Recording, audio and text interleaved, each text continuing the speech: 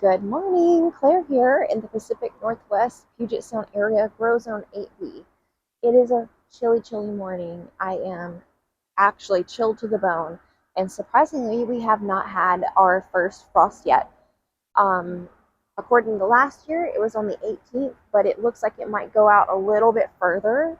I've got my grow tunnels. I haven't put them together yet, but I should probably work on that this week just to make sure everything stays good. But this has been a hectic week. We've had family visiting from like Monday to Friday. So we've had a lot of really fun fellowship and adventures, and haven't gotten up to a lot of projects. But one main project I've gotten up to this week, was working on the chicken coop and putting some wood chips in because it gets so wet out here. I wanted them to have good drainage and not have a muddy mess to walk through, because that's not good for them. And I'll show you what I did, as well as some other various adventures we've gone on this week. So I can't wait to show you what we've been up to. And follow me. I will show you what we've got going on in the garden. Exciting news. My pumpkin is pregnant. Got a little something going there. I know she's not have enough time to put out any actual pumpkins, but you know, I don't know that I've ever gotten that far with a pumpkin before for it to make even a little nodule like that. I've never had much luck with that, so that is still exciting to me, and it's still producing flowers. So I don't know, I'm counting that as a win. I'll start earlier next year. And here are the I'm assuming radishes, and they are doing so well. And I don't think they're done yet though, because anytime that I try to like sort of dig around the base of it to see if there's like anything there, it doesn't feel like there's like a nodule. So I don't know. I'm not going to disturb it. I'll wait and see what happens with this. But as far as the carrot looking stuff, there's still that coming up over here. So that will be interesting to see how that progresses. And guys, look how tall this is now. This is getting so big. And funnily enough, I went back and watched my first video where I planted this stuff to try to remember what I planted and where. Because I should have put it in a book. My husband told me that from the beginning, and I was like, that's a great idea, and I did not do it. But this actually might not be kohlrabi. This might just be kale. So, I wish I knew what I had done. So I effed around and found out that I need to be more organized, is what I'm finding out. Well, look at this little kale leaf right here. And then we have our spinach over here, coming out with some spinach leaves. Some stuff is getting munched on, but it's growing. And you guys, I don't know what to do about this. I should probably maybe dig it out. I'm not sure, because it looks like it's gonna like choke out and not leave any room for my actual plants over here. Not that they're growing rapidly, but here's the broccoli. It's still alive. More of that fun little fungus stuff in our thyme. And this is lemon thyme, and it smells so good. And we've got over here our carrots. Once again, I feel like they've grown like another inch or two since last week. And look at that. These are our beans forming little, I don't know if those are bean pods or just flowers, get germinated. And then look at that. It's tall enough to maybe start reaching that first rung and training it up there. The peas. Here are the radishes, and they're sprouting up and doing pretty well over here. And then our beets still taking a little bit of time. And our arugula slash possible surprise carrots are growing over here. Got a couple of really good arugula patches going. So it's been pretty rainy the last couple weeks, and my chicken run for my chickens was getting pretty muddy because if you have chickens, you know that they literally they dig better than dogs, in my opinion.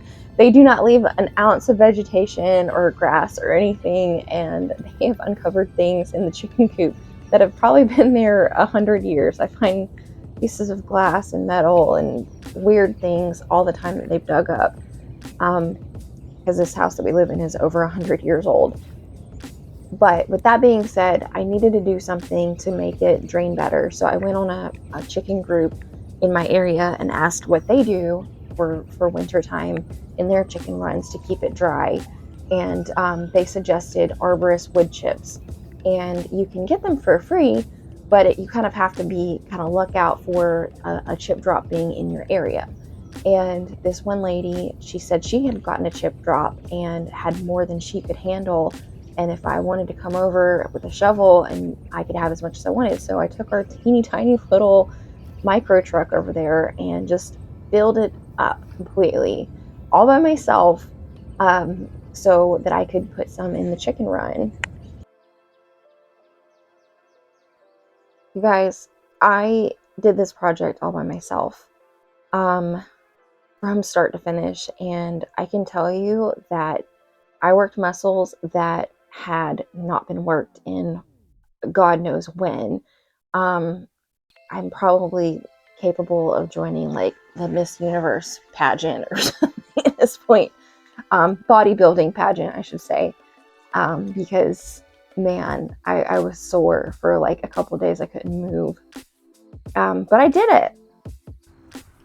The chickens were like immediately intrigued by these wood chips, and the cool thing that somebody said was that if there's any bugs or anything in it, that the chickens will like peck around and find them and suss it out, because that's what they do. They are so good at finding little things to munch on. So they immediately started having fun.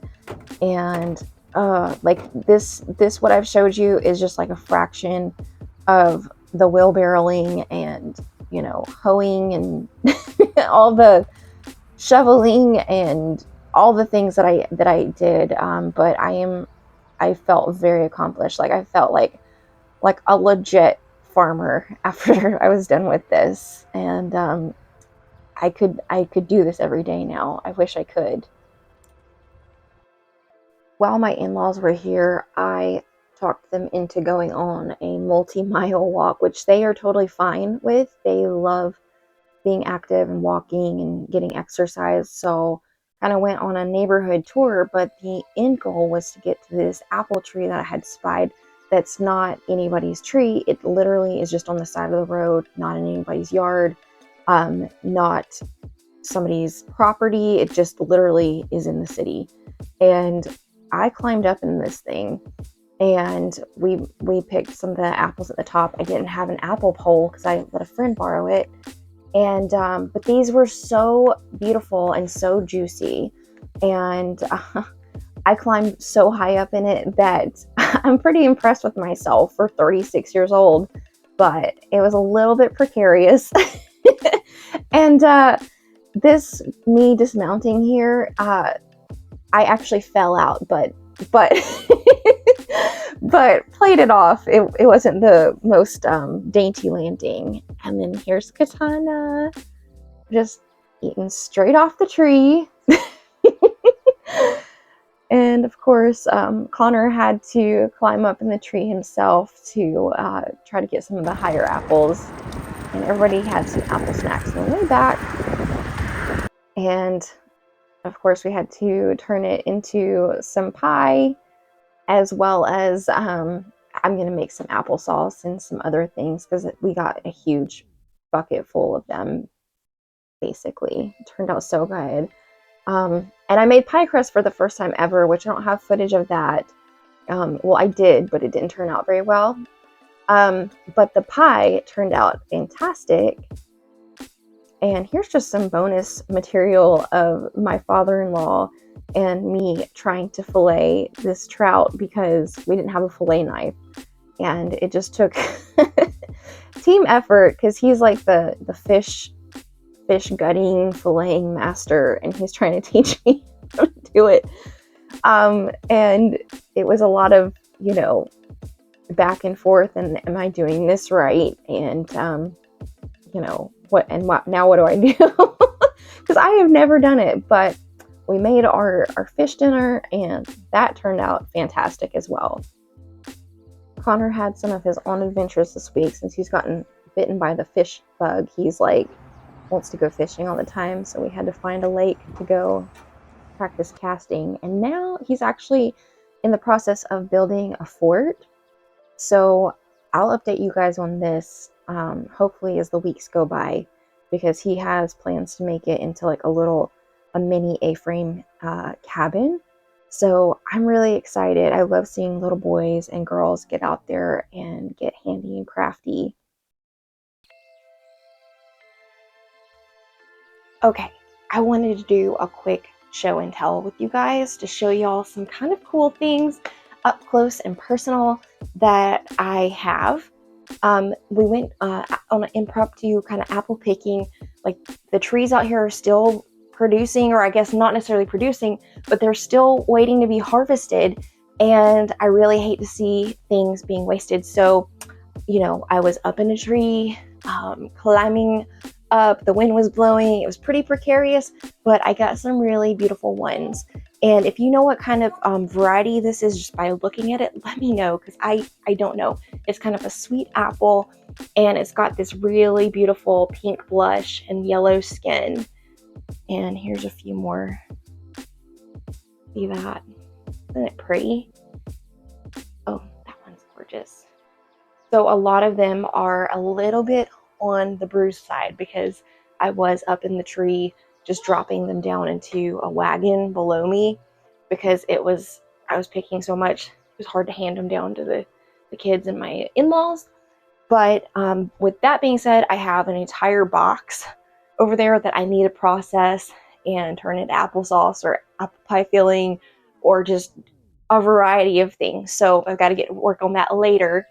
Won't bore you with that. But what I'm going to do really quick is I'm going to do an experiment called water glassing of eggs. And the purpose of this is that, during wintertime, if you have a second-year chicken, they generally will not lay during the winter because of the daylight hours. And they'll kind of go into like rest mode with the laying. So it's good to learn how to preserve your eggs during the spring and summer when they're like super duper laying, so that you have some during the winter time. But the reason why I'm going to try this now is because I still have so many eggs that I still need to eat, and I am going to focus on eating those, but I keep getting more and more every day because my chickens are doing a really good job. I'm really proud of these guys. They are like all super duper layers. So what I'm going to do is I'm going to take this half-gallon. I've seen people do it in full gallon jugs. I've seen people do it in 5-gallon jugs, and I don't have that many eggs to start out with. And this is just kind of an experiment. So what I was told is that you use pickling lime, which I have, and I've already got it measured out into an ounce. So you're supposed to use for a quart of water, you're supposed to mix in an ounce of pickling lime. So I have this distilled water, and I have my quart jar. Let me go ahead and fill that up. There. And then I'm going to add in my pickling lime, and I'm going to super duper stir that up. Oops, getting a little messy. And then I'm going to put it in this half-gallon container here.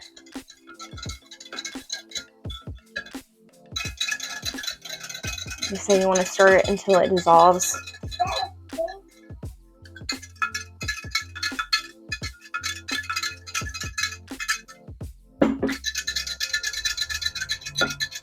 Now, this half-gallon container is not quite the widest lid thing. I'm trying to see. I can fit my fist in the jar, so that should work out. All right, I'm gonna go ahead and add this into here. All right, and so I have it added into here, and then so I've been collecting eggs this past week, and I have a couple to show you because this is kind of funny. This egg is probably one of the biggest eggs that I've ever encountered, but here's like one of my other eggs, and then here's this like dinosaur egg. So I'm kind of wondering if like a turkey or a bald eagle snuck into the coop or something, because this is huge. Then you're supposed to take your eggs and you're supposed to put them with the pointy side down, and I don't know how it's, I was like, oh, it's gonna fall over, but it's actually not, because because the fat end has the air pocket, so it's a little bit buoyant. Here, there, right. Oh, and then one important thing is the eggs are supposed to be like straight out of the chicken's badonkadonk, like clean, because you're not supposed to wash chicken eggs. You probably already know this, but you're not supposed to wash chicken eggs until you're ready to use them, because they have what's called a bloom, which keeps them fresh for like weeks and weeks. And so I have an example of what sometimes happens. So my son forgot to collect eggs for about 3 or 4 days, about a week ago. And so they kind of just sat out there, and like poo got on them, and like they're still good to eat, but obviously you're going to wash them before you eat. But this is not focusing. But see, it's like yucky. It's got dirt and probably poo on it. And so this is like a fresh, clean egg that still has the bloom on. I have not washed it. I just collected it as soon as the egg was laid. So put that in here. I'm not sure if I'm supposed to be wearing gloves. Let me move this. So this is, I don't think the pickling lime will hurt me. Was that was not a clean thing. But so I have, and then you're supposed to, if you're going to water glass, you're supposed to do it within about 24 hours of them being laid, and you can continue to add to your jar, and you can put more water and lime mixture in until it fills up. But you know how water is, when you fill stuff up, the water level rises. So okay.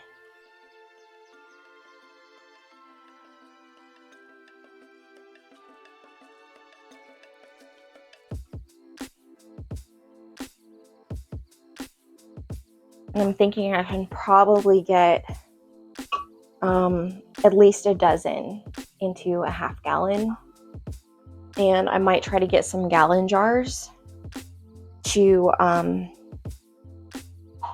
be able to, I'm thinking I need to maybe put a half a quart and half an ounce of pickling lime, because they're not completely covered at this point. Well,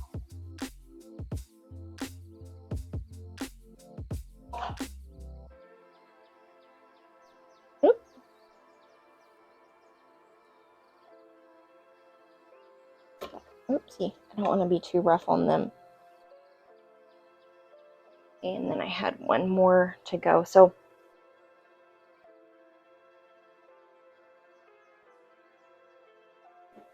all right, and then I've been told that the lime will settle at the bottom, so that's fine.